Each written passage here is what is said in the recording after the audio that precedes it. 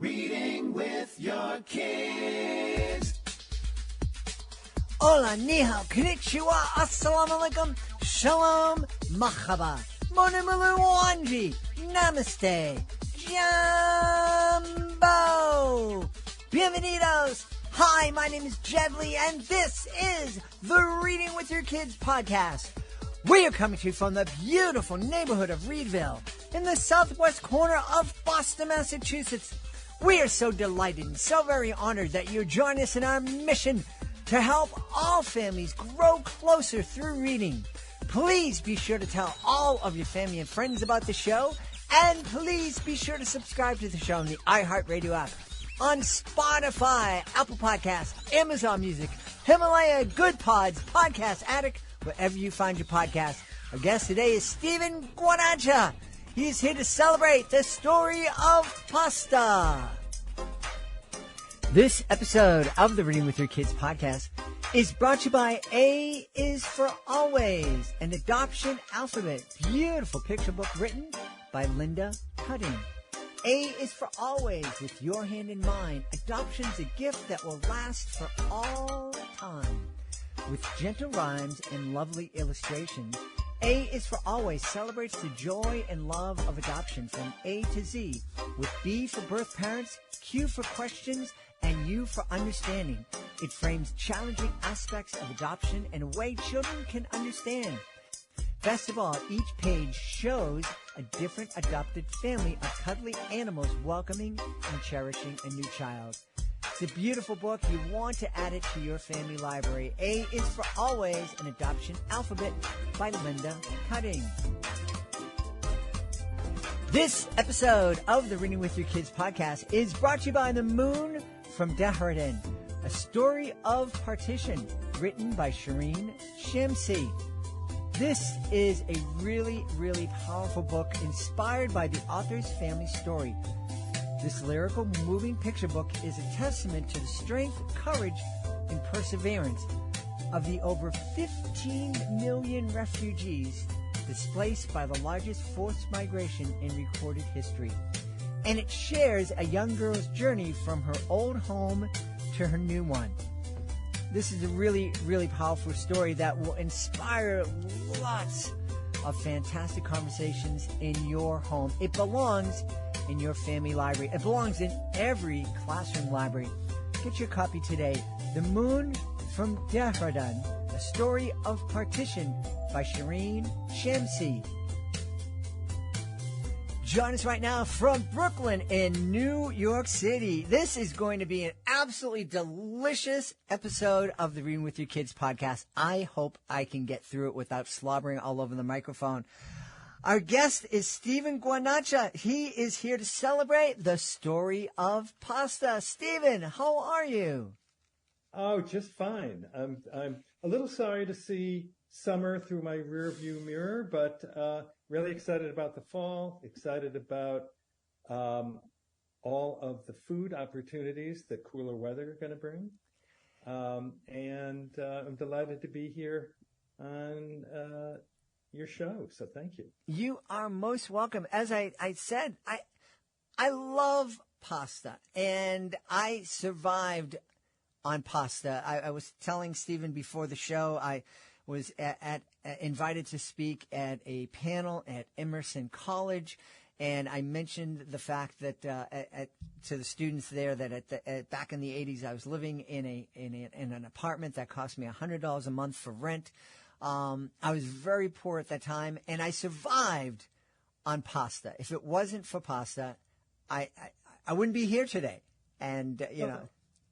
Well, it's one of the reasons pasta's been around for so long and why it's so versatile. In fact, one of the stories I uncovered in researching this book is that Thomas Jefferson was an early fan of pasta. And when one of his trips to Europe, he found a pasta making machine and brought one back.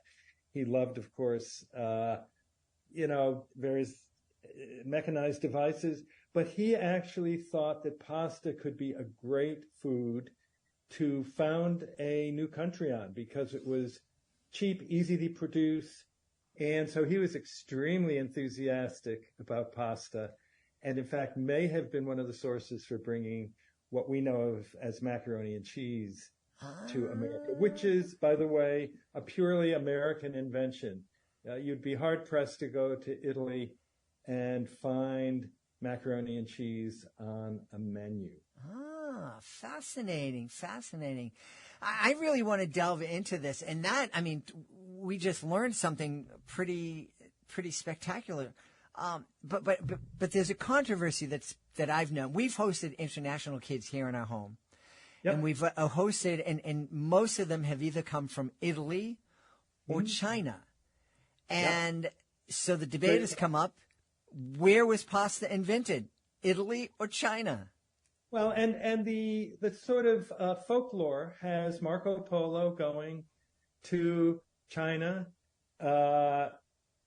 meeting the Kublai Khan, bringing back these noodles and there certainly is a wide spread noodle culture around the globe. Mm-hmm.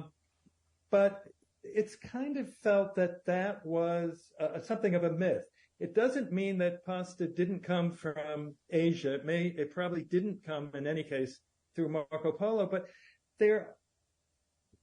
one of the things I found out in writing this book is that there are very, very few facts that you can pin down about pasta. The origin of how the various types were developed, where they came from, what the names mean, region by region, this shifts, and it's partly because this is a folk culture. It's I think of pasta as a folk art made in homes, but there is some evidence that pasta dates back in Italy even to the 4th century BCE, that there's some evidence of something that could be recognized as pasta. I hesitate to kind of come out on either side of it. What I do think is great is that noodle culture is global, that and certainly pasta, not just because of Thomas Jefferson, but pasta. I think spaghetti and meatballs is probably as much an American dish, and as I mentioned with macaroni and cheese, it's very much an American dish. But pasta is it's so versatile. Mm-hmm. It's so it comes in so many incredible shapes that for kids, it's fun, it's healthy, it's as simple as can be. And I don't just mean the simplicity of making the dishes. And the dishes in our book, I worked with a wonderful chef who developed the recipes for the book. I wrote the text, but that was about the history of the pasta and made the illustrations that played with the meanings of the pasta. But pasta is so simple that it is made from, at the least, 2 ingredients, flour and water, and at the most 3. You add eggs for some of them. So it's this. It's one of the reasons it's been around for so long. It's one of the reasons why it's very difficult to trace exactly how it developed, because it didn't need a lot to develop into pretty much what you would probably recognize, a pasta from the 1300s today, because the way of making it, except for the introduction of maybe some machines for some shapes, handmade pasta and the pasta you buy in a box at the supermarket have a very strong family resemblance. Yeah.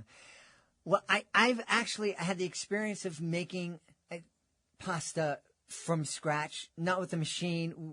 One of our Chinese daughters, we made dumplings from scratch, and those are like incredibly delicious. My head is exploding just thinking about them. And, it is true. Everything you've been saying is true. Pasta it's delicious. It's versatile. It's fun. And it's fun for kids. And since this is the Reading with Your Kids podcast, let's talk a little bit about we've had authors on who've talked about, the kids can be picky eaters. I don't think I've ever met a kid who didn't like some kind of pasta, whether it's mac and cheese or spaghetti and meatballs or just spaghetti and chicken nuggets. It seems to be that it also sustains many, many kids who won't eat anything else. Yes, it's. I think that in America, you might think that children's food is pasta and pizza, and it's a cuisine that Italian cuisine. One of the pleasures of it is that it's born in the home. Mm-hmm. It's not it doesn't come from an academy. There are, and tortellini are quite similar to Asian dumplings, but there is an order. Let's see what it's called exactly. The learned order of the tortellino.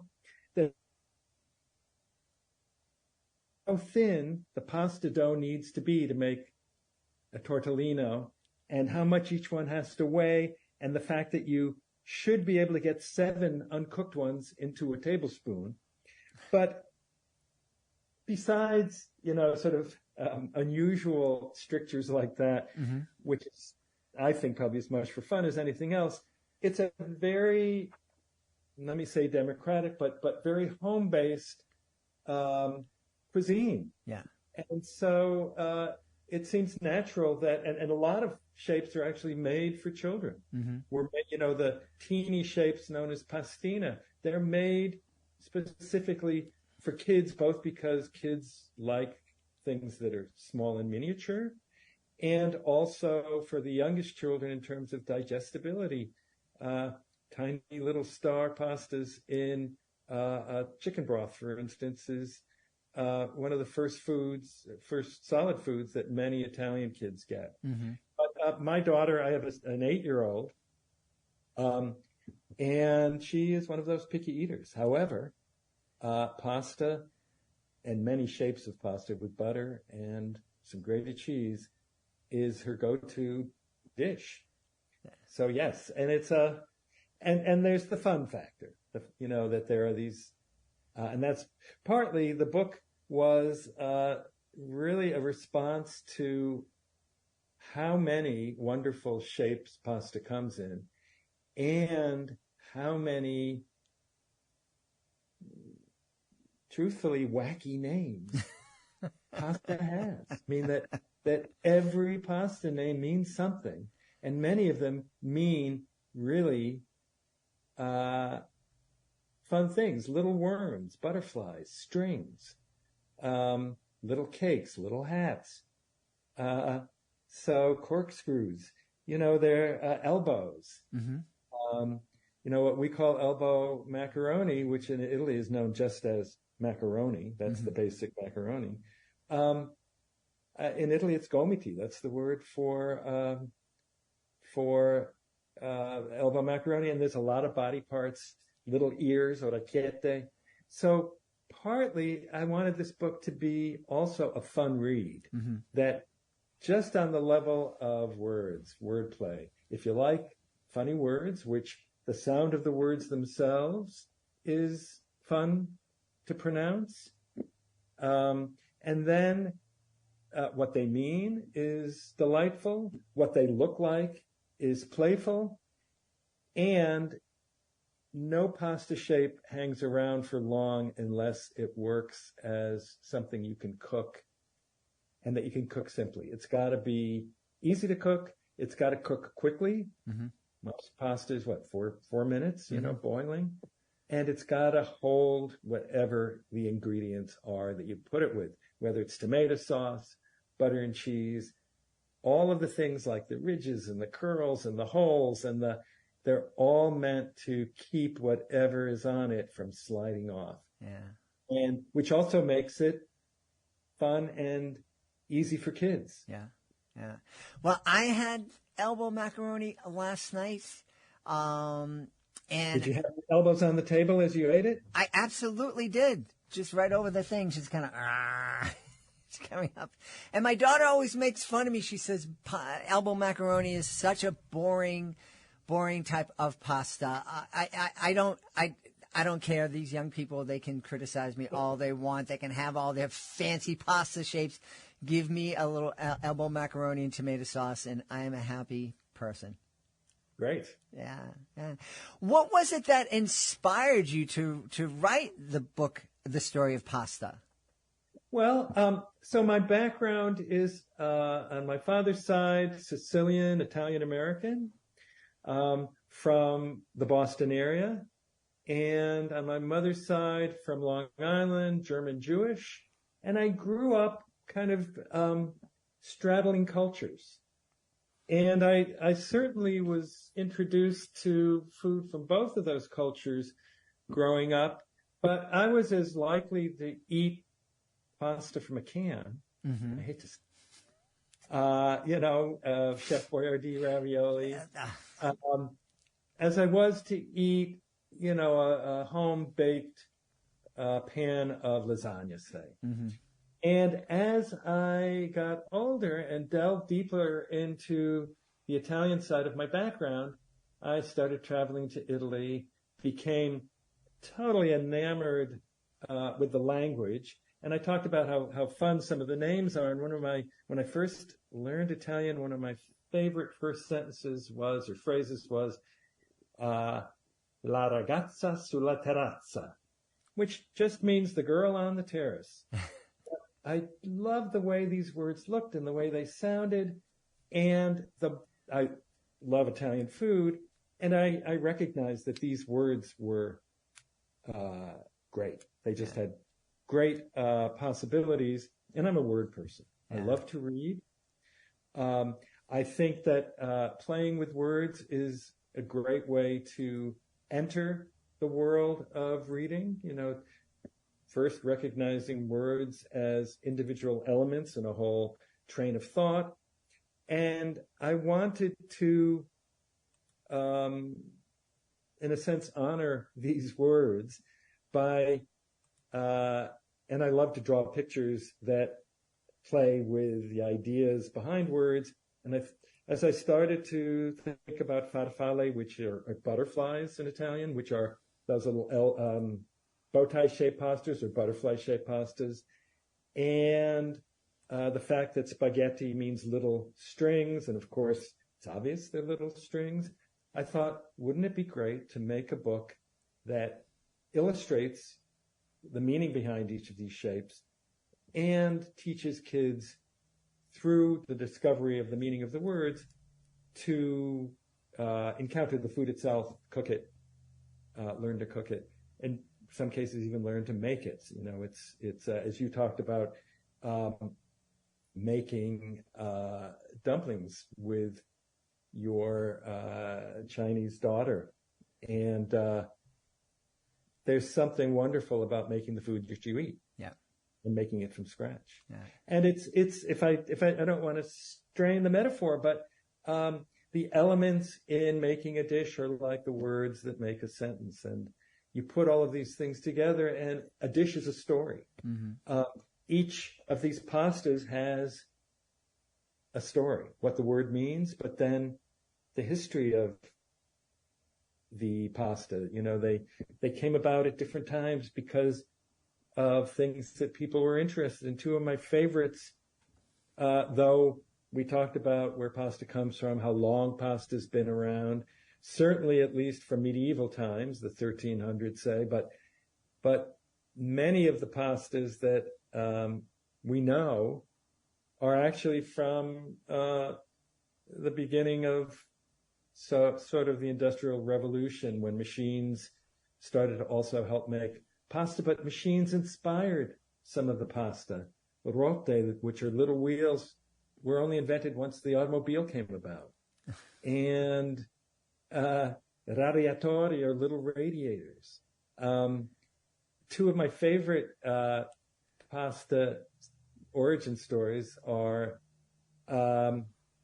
apparently in the, I think, late 50s or early 60s, over a soccer stadium in Florence, when the Florence team was playing, everybody's eyes suddenly weren't on, and this in Italy is quite unusual, they weren't on the game. There was a sighting of flying saucers. nobody ever came up with what they actually saw, except there was a very entrepreneurial restaurant owner who decided that he was going to commemorate this by making a new pasta shape. He named them dischi volanti, which means dischi or discs. Volanti means flying, like the song volare, which means to fly.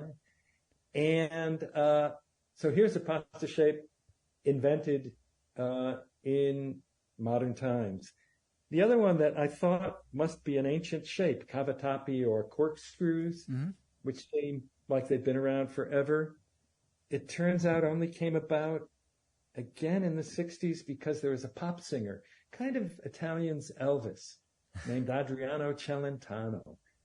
And he had kind of a springy way of dancing when he sang and he held the microphone. His nickname was Il Moleggiato, which means the springy one. And Barilla, which is a big pasta company, still can find it on the shelves.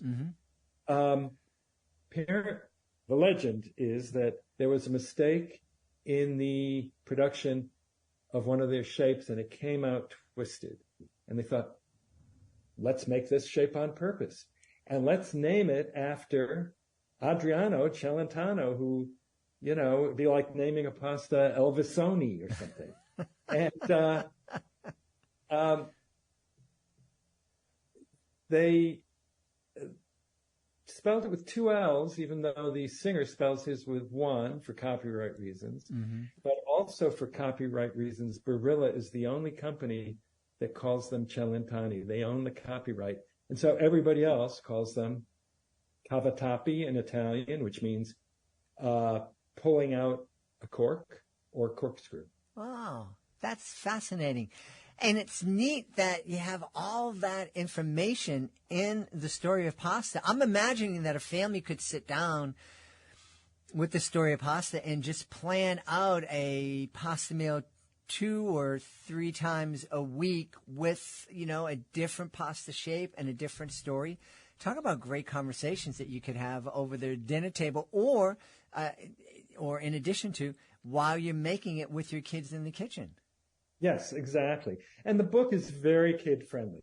It's the book itself isn't out yet, but it's quite oversized. It's fully illustrated. It's really meant to be a book that you immerse yourself in. And yes, I mean, while the vegetables for this dish are frying or the pasta's boiling, there's plenty of reading and story time. And every recipe and every shape has this full story with lots of fun facts. Basically,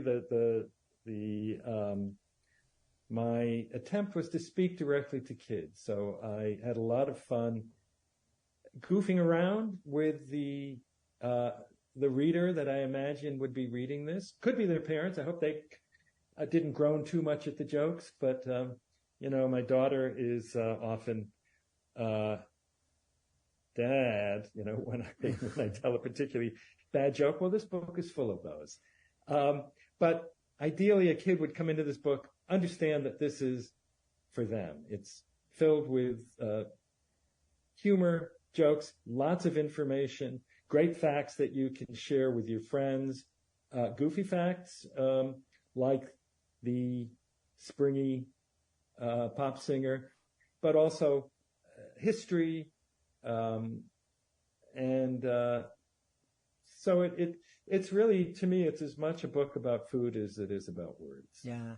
And you know, as you're talking about history, one of the things that we did around pasta was we talked as I was making the different dishes with my kids, whether it was rolling up meatballs or creating something we call mac and sauce.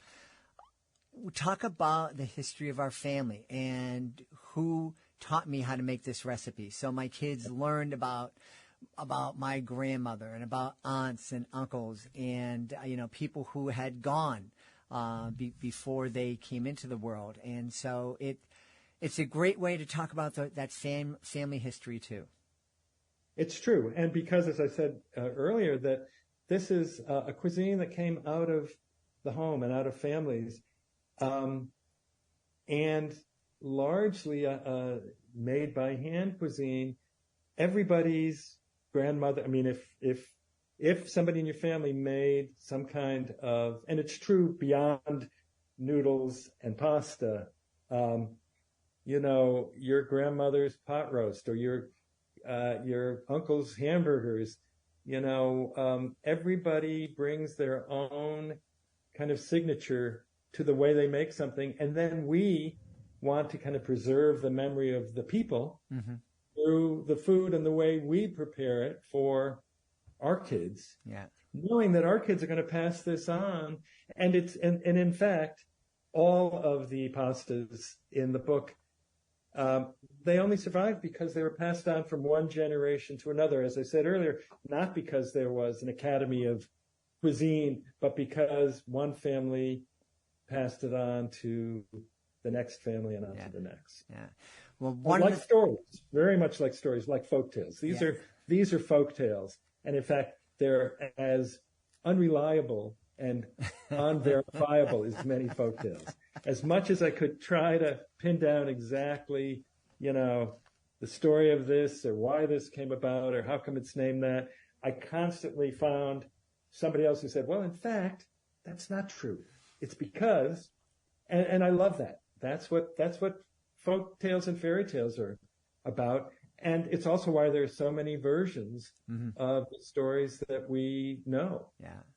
I love it. I love it. And I think the families are going to love the story of pasta. It is a beautiful book. It's a really fun book. It's a great book to have in your kitchen to pull out anytime. You're making dinner or the kids are a little rambunctious and you want to settle them down. It's like, come on, guys, let's get around here. We're going to make, open up the page, whatever it is, pick the pasta and we're going to make it. So nobody doesn't like pasta. There you go. Stephen, where can we go to learn more about you and learn more about the story of pasta? So you can go to StephenGuarnaccia.com, StephenGuarnaccia, a good Wakefield, Massachusetts Italian name.com. And the book is available from Phaidon, Phaidon USA. We've had a great time speaking about the story of pasta with the author and illustrator, Stephen Guarnaccia. Stephen, thanks, Jed. Thank you for being with us. Great. Thanks, everybody. And enjoy your pasta. Please be sure to join us for the next episode of the Reading with Your Kids podcast. Our guest will be Dr. Larry Haas. Dr. Larry is an amazing magician, and he is on talking about a book that he wrote celebrating another equally amazing magician and all-around human being, Eugene Berger. That's the next episode of the podcast. I want to thank the folks who made today's show so wonderful. Of course, we want to start by thanking our guest, Stephen Guarnaccia. Please check out the story of pasta.